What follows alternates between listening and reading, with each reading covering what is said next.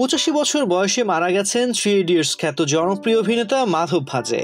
ভারতীয় সংবাদ মাধ্যম সূত্রে জানা গেছে, গত 7 মে তিনি শেষ নিঃশ্বাস ত্যাগ করেন।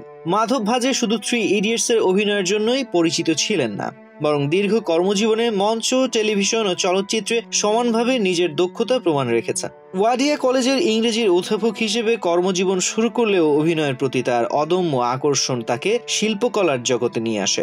অভিনেতা হিসেবে সাবলীল হওয়ার পাশাপাশি পরিচালক হিসেবেও তিনি খ্যাতি অর্জন করেছিলেন। থিয়েটারের মঞ্চ ছিল তার দ্বিতীয় বাড়ি।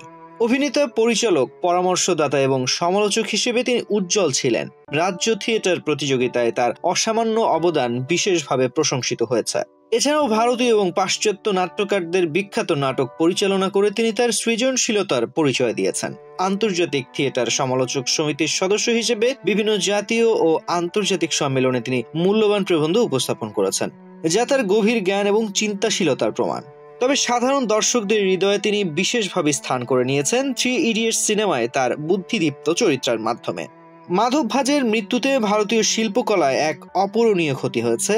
তার কাজ তাকে সবসময় দর্শকদের হৃদয়ে বাঁচিয়ে রাখবে।